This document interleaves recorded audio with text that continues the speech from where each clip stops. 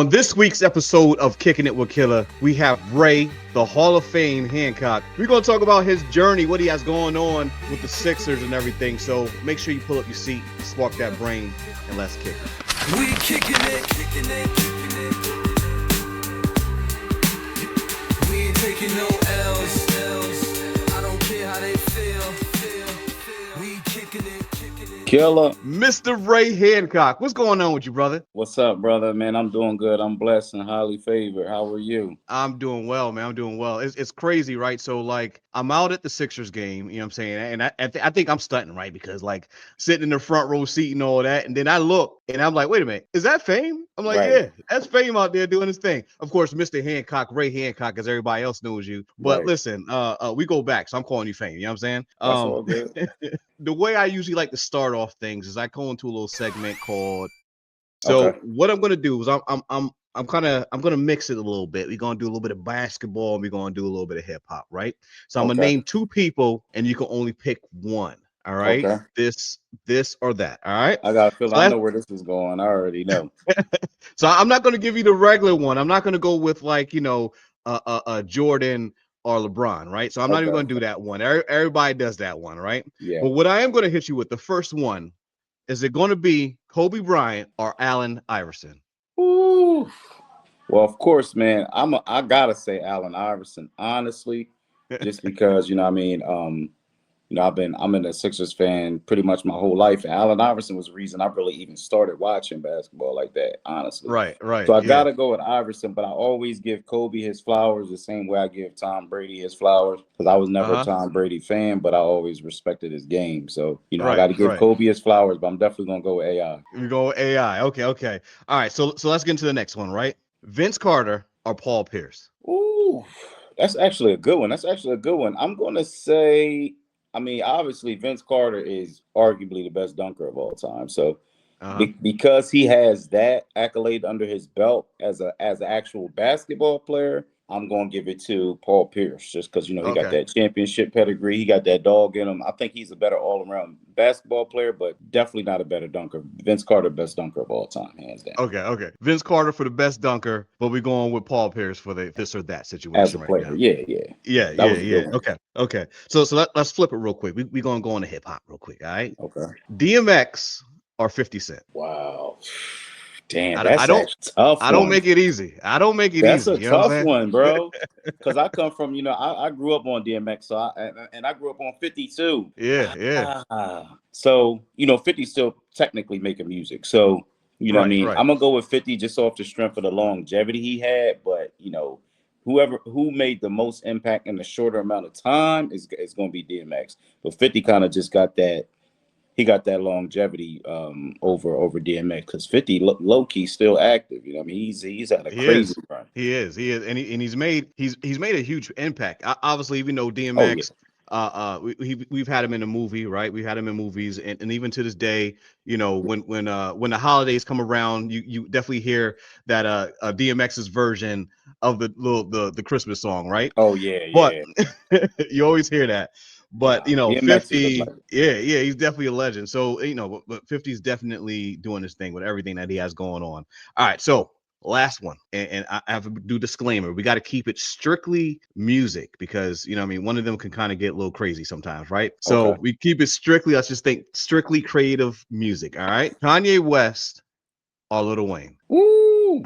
I knew you was gonna say Kanye when you said one of them was crazy. Dang, Killa, that's something. You definitely could throw some tough ones out. Well, just if you're talking about music, I'm gonna say Lil Wayne, on the strength of just him being a better lyricist. Kanye is a better musician. I feel like, obviously, on the production aspect, and Kanye is an amazing lyricist. But just if as an MC myself, if I had to go lyrics hands down, I'm gonna give it to Wayne. Because Wayne had a crazy run. His mixtape run was legendary. So listen, it was almost like he was playing around with them for a minute. Like his mixtape run, when he was just like dropping stuff consistently. Yeah, all them Carter mixtapes and everything he was doing in that run. That was just a special time in hip hop. Kanye, like I said, Kanye is, I think, more creatively gifted all around, and Kanye is low key probably a little more active than even Wayne is right now in regards to still making music and producing music. But just lyrics, hands down, I'm gonna give it to Wayne. Right. So we talking about lyrics, right? We talking about lyrics, which makes me think of when I first moved to Delaware. There was definitely a couple crews that was out there that was doing their things, right? One crew was named Cartel, right? And then we had another crew by the name of Third World, of course, Ill Strip, right? 700 Club, right? So that's who was kind of doing it at those times. Let's go back to Cartel, right? So what brought that together, right? So we know D Harv is out here doing his thing right now. He's doing some amazing work with his music. He definitely surprised me with the stuff that he's doing right now.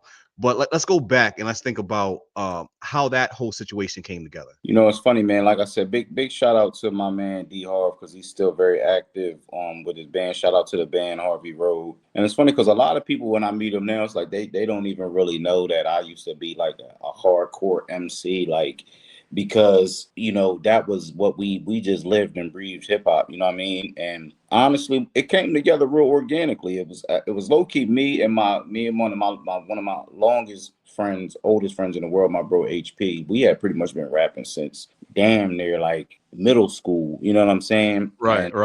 When we went to high school, it's like we pretty much connected with D Harv around like 10th, 11th grade. And then, you know, my cousin Big Stilly, he became kind of like the cherry on top. So it was kind of like four of us who were kind of the, you know, the foundation of the Cartel Enterprise. And then we had other people we were collaborating with, other MCs, other groups, producers, of course. But we were like the Fantastic Four, you know what I mean? And we were just, you know, it's so interesting because I tell a lot of people at that time in hip hop, you know, I was personally motivated by the Jay-Z's, the Sean Combs, the Master P's, like all of these people who were really just enterprising themselves. Like they were the blueprint, they were the business, they were the talent, they were the label. And that's kind of what lit the fire under me as far as being not only an MC and an artist, but on top of all that, an entrepreneur. Because I felt like that was the most important aspect of it all. Like being like rapping to us, it just came easy. Like it was just like that was second nature.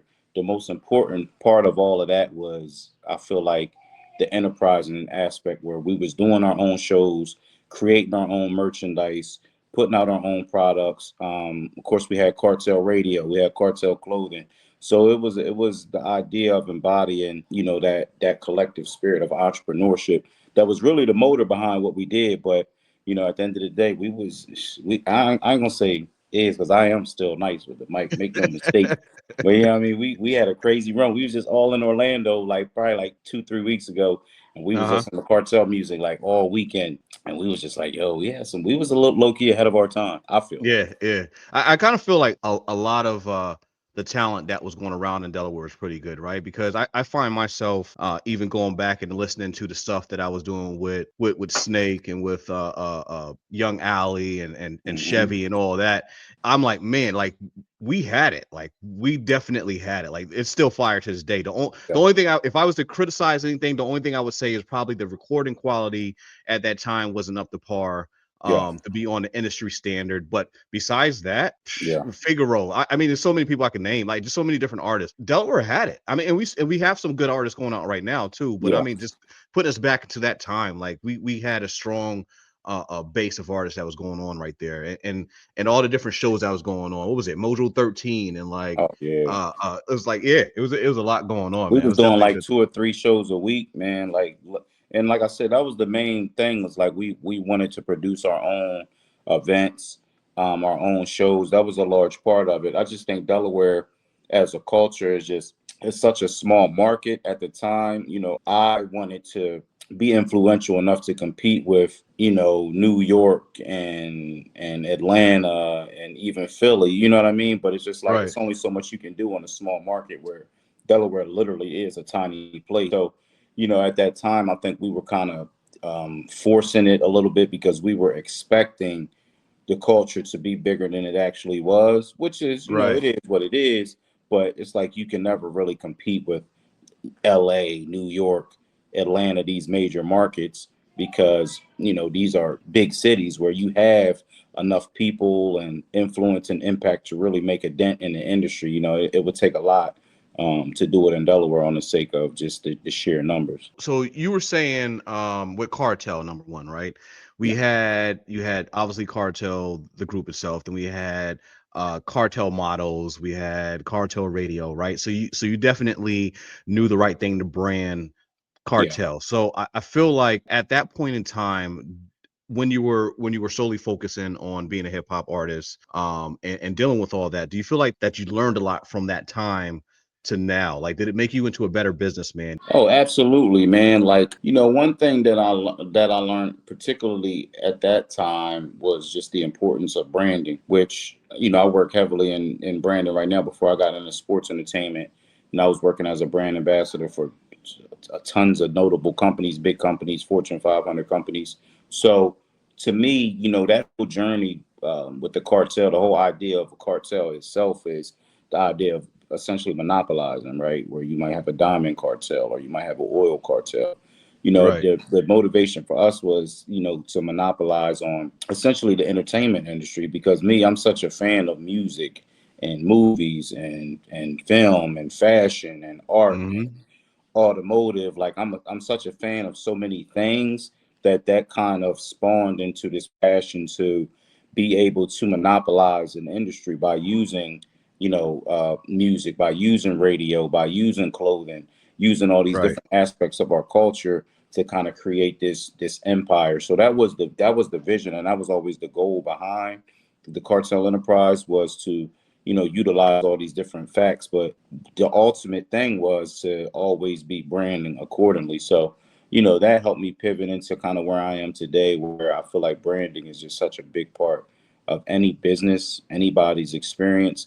It's like if the branding isn't up to par, you know, it's going to be detrimental to your business. So for me, I feel like I learned a ton in those years. I learned a lot of valuable lessons from not only wins but losses as well. If you didn't learn from your wins and your losses, then you're doing something wrong, right? So it's not always going to be a W. It's not always going to be a win. It's going to be a loss. But the thing is, how do you bounce back from that loss? What did you learn from that loss? Is what's the key point of everything, right? So let's talk about today, right? Let's bring it in today's time. What's going on? You're currently working with the 76ers and the Blue Coats. How did that journey start? How did you end up landing that whole situation with the 76ers there? So it's so funny because, like I said, I was working primarily in marketing and branding, which I still am today. But I was working as a brand ambassador back in like 2000. It's funny because in like 2016, just to kind of give you an idea of the journey, I told myself, I was like, all right. I was like, right now, I want to pivot and I want to work in film and television. That was my goal. I was coming outside of music. I was like, I want to work in film and television. I want to be on TV. I want to be in movies. I want to be on TV shows. That was kind of the goal. And what had happened was within months, I had got an opportunity to work as a brand ambassador for a TV show on ABC called Brain Dead, which was Mhm. not a very good show, but it was still funny how quickly it kind of manifested itself for me to kind of be in that industry. Met a Right. person there on that experience working as a brand ambassador. We were driving around the city, driving around Philly, and we had to go on CBS News in the morning to kind of promote the show. One of my constituents that I was working with, a guy named Gary, my bro Gary Lyons, shout out to him. We kind of Right. just connected, you know what I mean? Kind of connected, just, you know, sometimes you can naturally gravitate towards people and just kind of develop a relationship with people. So me and him connected. And at the time, he was pretty much working with the 76ers, or what we call 76ers ENT. And Right. he was pretty much online. He was on like Instagram or something. And he was like, yo, we having tryouts for 76ers Entertainment. So 76ers ENT, we're the part of the organization that's responsible for the dancers, the drummers, the DJs, anything that happens in the game from outside of the basketball game itself. That's what ENT takes care of. So he worked for Right. ENT, and he's like, yo, we having tryouts for ENT up in Camden at their practice facility where, you know, where the 76ers practice. Now, Right. mind you, all of these people in ENT, man, are incredibly talented, like ninjas. I'm talking about dancing, flipping, like acrobats, like all of them. Like you have to be incredibly fit and in shape and talented to even be on ENT as far as being a dancer. And I was like, I'm going to the tryouts knowing that I couldn't do any of that. Like I couldn't dance. You know what I mean? I don't flip. I don't break dance. I don't have none of that. Right. All I know how to do is get on the mic. You know what I mean? That's if I know how to do one thing, I know how to get on that mic. You know what I mean? That's my superpower. So I go up there. I'm like, we got to all break off in our little groups, and they have like routines that they got to do. Like they drop the beat, they start dancing. It's choreography. You know what I mean? Not only that, they're running, they're jumping off trampolines and dunking. And a lot of people, I'm telling y'all right now, make no mistake, a lot of people think it's easy to run and jump off the trampoline and dunk, but it ain't Sky Zone. You understand what I'm telling you? Like this ain't no regular trampoline. Like it's a wire mesh. Like you got to be strong. Like you got to have a strong back, legs, everything. Because when you hit the trampoline, you got to explode off that joint. So I'll never forget one of the dudes, Alex. He run. We get to the tryouts. He like, all right, this is how we gotta do it. So he run. I don't know if y'all ever seen Super Mario. He run. We in the gym. We were the Sixers practice. He jump off the trampoline, bro, and kill him. When I tell you, he go like 30 feet in the air, bro. I'm telling you, it's like no exaggeration. Straight up, like boing. I'm like, nah, I can't do that. I'm telling you right there, I can't do that. Straight up. It's funny because they like, all right, you know what I mean? Everybody run, jump off the trampoline, try to dunk the basketball. Man, I jumped off the trampoline. I couldn't even touch the rim, bro. Like, I ain't even have a shot. So we just in there, like, it's funny because another one of my friends, DH, I had told him that morning, I'm like, yo, we're going up here to tryouts. I'm a basketball guy. So my whole thing is like, I was sold when they was just like, we going to where the Sixers practice. I was already sold. I was like, I'm showing up regardless. Like, I don't care about making a team, none of that. Like, I had no expectations. You're like, I just want to be in the building, right? In the building, which is a very important part of any equation, is to be in the building. That's the first part. Mind you, we hung over the night before, like we out partying. I'm hitting him in the morning, like, yo, we gotta go to trials. He like, go to what? Like, what is you talking about? I'm like, nah, bro, we going. You don't understand. Like, we have to go. So we go up there, and like I said, we're having the tryouts. They break everybody off into these little groups, and then there was a portion where it was like, all right, you pretty much are supposed to improvise. It's like an audition. You're supposed to improvise your performance. So when our group came up, literally without even asking, I just kind of grabbed the mic from one of the people that were helping conducting the tryouts. Like I just grabbed the mic and I just started getting everybody hype on the mic. You know what I mean? I think I did a freestyle to kind of, get everybody excited about the tryouts and everything that was going on. People was looking around. They was like, well, damn, like, it was like nobody ever said that, we could get on the microphone. And then one of the guys that was conducting the practice, he was like, yeah, but I didn't say that you couldn't get on the microphone. You understand what I'm saying? Yeah. So it was just like a moment where it was just like I had to show and prove like where my skill set was, where my talent was. And from there, man, it was low key all she wrote because our director of ENT at the time, he was like, we building a new arena in Delaware, which is currently the field house, because the 87ers at the time were playing at the University of Delaware. Right. But back in 2017, there was a massive rebrand for the G League where every team went from the D League to the G League, because what happened was the D League was for development. That's what the D League is about, for players to develop to go to the NBA. When Gatorade came in as the major sponsor, it was rebranded to the G League. And all the teams, they got new uniforms, they got new mascots. It was just like a massive rebrand. They had the field house, right? So it was kind of a great pivot for the NBA. And it was a good opportunity for me because they was like, oh, where you from? And I told them I was from Delaware. They was like, yeah, well, we're building this new stadium in Delaware. And they was like, we think you would be the perfect person to pretty much be our arena host. So I was like, sold. Like the rest is history. Like, of course, I'm there for that. And then what happened was, from being in the G League, the thing about the G League is that players, it's the idea players go up and down, right? You have two-way players that 1 minute they can be in the G League, next minute they can be in the NBA, then 1 minute they can be back down in the G League, right? That's why it's called two-way, because what happens is if guys in the NBA, they get injured, they get sick, stuff like that, players get the call up where they have to get called up from the G League to the NBA. And then that's what happened with myself. I was back in 2022-23 season. They called me up to the NBA because there was an issue with the other arena host where he was unable to pretty much fulfill his duties. So they just called me up. They was like, well, you the next in line. So I went from, working in the NBA G League to working in the NBA. But it was just one of those examples of how you just gotta be ready to step up. So you got called up from working in the G League to going to the NBA, right? Yeah. What was that feeling, right? So I've been to stadium in Wilmington, right? So I can understand, I know the size of that, right? But what was that feeling and that experience? Number one, just from getting there to actually walking on the court, like how was that feeling? What was that experience like? I know it had to been something, just kind of looking around and seeing all those people there, right? So like, let's go through that a little bit. I mean, it was so crazy, man, because even so what happens is our first NBA G League game of the season was actually played. Well, at the time it was the Wells Fargo. It's Right. Xfinity now. But Yeah. so even before I got to the NBA, our first G League game of the season, the home opener was played at the Wells Fargo. So literally, they're like, "Give me the mic." They like, "Here, go."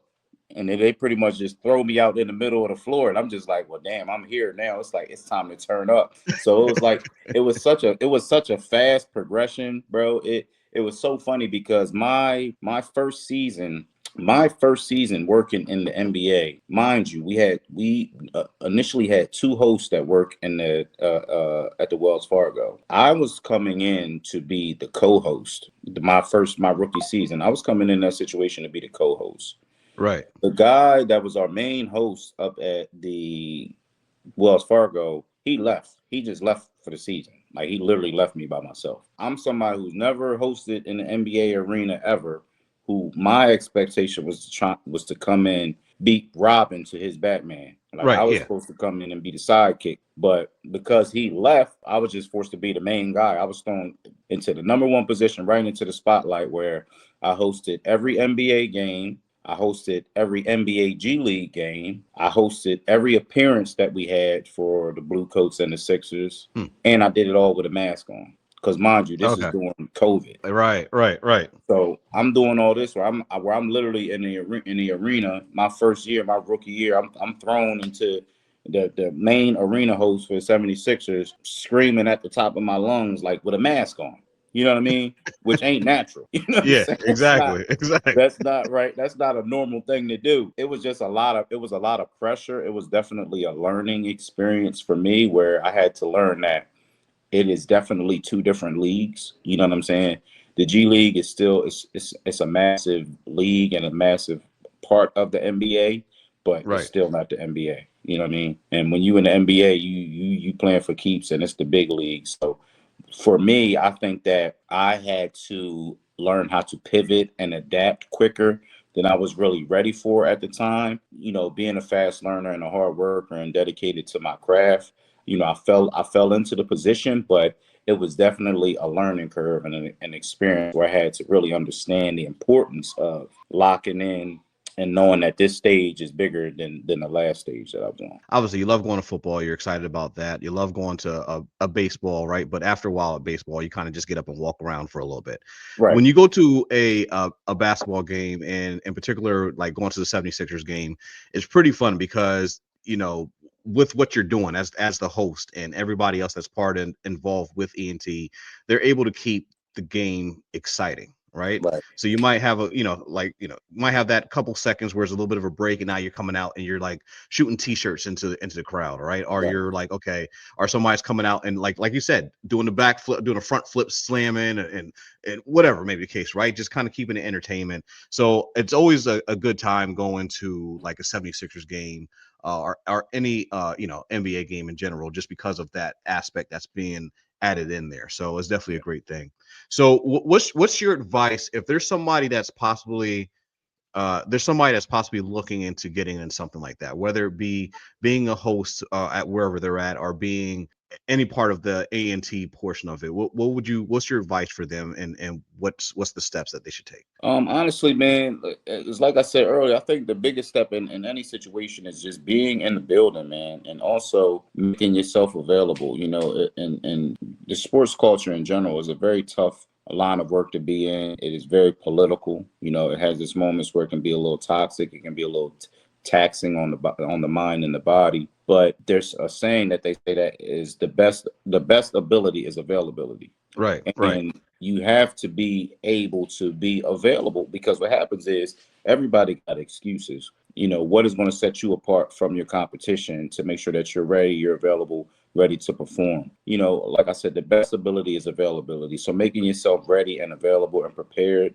for any situation is always going to put you in the best light to kind of progress in life accordingly. I've had a lot of my opportunities have come from just being available, being open, being flexible, and being ready to pretty much move out and roll out at a moment's notice. Because what's going to happen is, the opportunity can present itself and you can either jump on it and seize it, or you can say, oh, well, I'm not ready, or, maybe I need a little more time to do this or to do that. And what happens is, you can miss that train and they're going to lean on somebody else who may not even be as talented, may not be as smart, may not be as dedicated, but they're ready. So, Right. Like I said, I feel like just being flexible, being motivated, being self-motivated to get up, get out, do what you have to do when you need to do it. I've had success, working in television, working in film, working in sports entertainment, because I was able to move out and I was able to like make sacrifices, because it does come with a level of sacrifice too. Where you're Right. going to have Right. to sacrifice time with loved ones, family, friends, to kind of be in the right place at the right time. So, Right. availability, I feel like, is a large part of it. You've been in a couple different movies. You've had some parts in the movies itself. Yeah.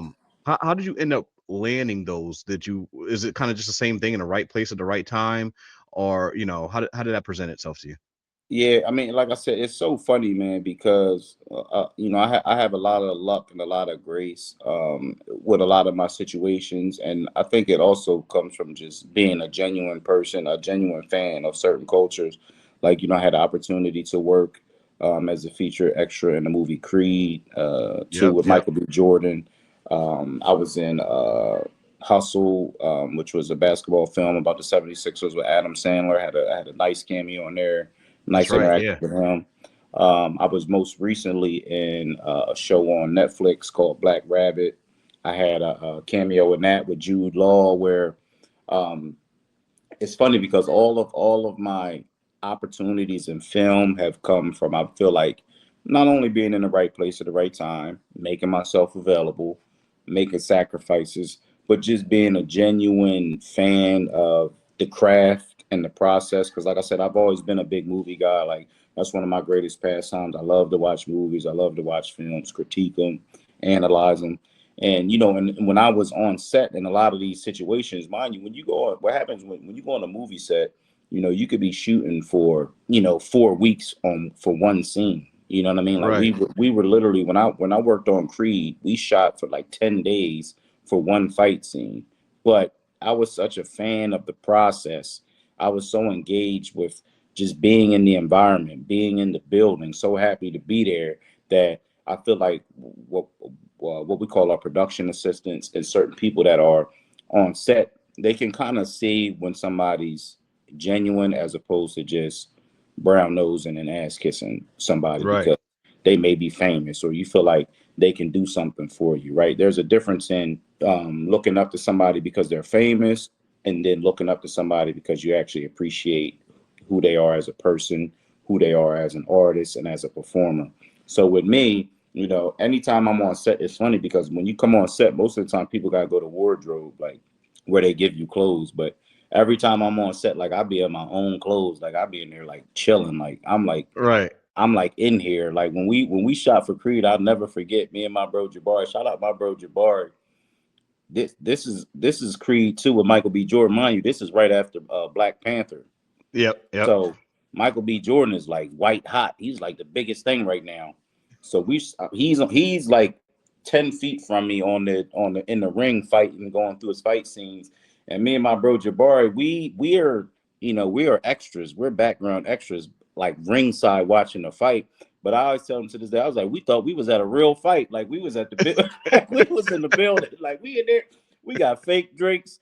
We ringside. I'm like, what? I'm like, what movie? I'm like, we in here, dog. Like, that's the energy that I bring when I come on set. So I feel like people kind of gravitate towards that and they appreciate that, because what happens is you have actors where they just, they're sitting there and sometimes they can be a little uptight or a little prudent, and they might not even understand. They might not be a boxing fan. It's like when I worked on Hustle, I'm in the gym, I got a girl sitting next to me. They don't know who these players are, and I'm in the gym, and then Trey Young walks in, and then Aaron Gordon walks in, and then Anthony Edwards walks in, and I'm like, yo, like let's go. And the girls, they like, who is that? I'm like, who is that? I'm like, girl, shut up. Like, you don't even know what's going on right now. Like, we in here right now. So right. Even with that, like that whole experience working with Hustle is like Adam Sandler, he could tell like I was a real basketball guy. So, I think we developed a lot of camaraderie on that set, just having that relationship because he's a big basketball guy. I'm a big basketball guy. So we kind of naturally just gravitated towards one another. But I think that just comes with just honestly just appreciating the space, the opportunity, being in the building, being in the presence, soaking up game and learning, man, just being a student of the game and the craft. That's one of my biggest delights in working in entertainment is always to be learning, soaking up game and just appreciating, the creators and the artists around me. I really feel like the stars are aligning for you, right? You're definitely getting the blessings that you deserve. Thank you. Definitely keep doing your thing. I'm one of those people that's like, when you make it, I feel like we make it. That's how excited I get, right? Like we made it. You know what I'm saying? Even though I had nothing to do with it, I'm like, I see you on the field, and I'm like, you know what I'm saying? We out on the field right now. You know what I'm saying? But that's just the excitement because we've crossed paths. Oh And yeah. it's always good to see, like, it's always good to see my people's doing good. You know what I'm saying? So that's definitely a good thing. So keep doing your thing, stay focused, and keep going on. I'm hoping nothing more but the best for you that's going forth. You know what I'm saying? I appreciate that, So bro. I appreciate that, so bro. is there anything else coming up that you want to tell the people? Anything coming up for you? So actually, I'm working on my own productions right now. Like I actually, I shot 3 episodes for my show called 15 Minutes of Fame. I'm releasing these. We call them evergreen episodes, where it's essentially a talk show. It's a nighttime talk show. I have 2 more episodes that I need to release with my man Ivan from DETV.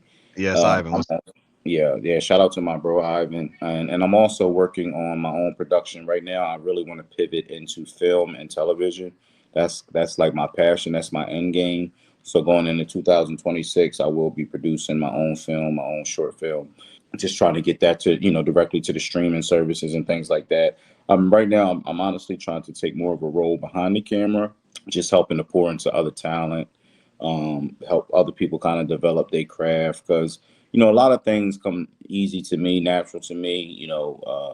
Public speaking, being in front of the camera, that's something that I never had any problem with. But I feel like this next chapter of my life is going to be about the production aspect of putting out great content, Right. great products for other people to consume, and just helping develop other talent and kind of show them the way. We get all that stuff out there. I gotta make sure I get you back on the show, so we can talk about that and the processes of that going on right there. So, Absolutely. once again, I want to thank you for coming on today, man. Definitely appreciate it. Keep doing your thing, like I keep saying. You know what I'm saying? So, and of course, do remember, doesn't matter what season you're in, whether it's the fallback, the get back, or the comeback. You're special. You have purpose. So go out there and get it. It's your boy Killa Noise. Peace.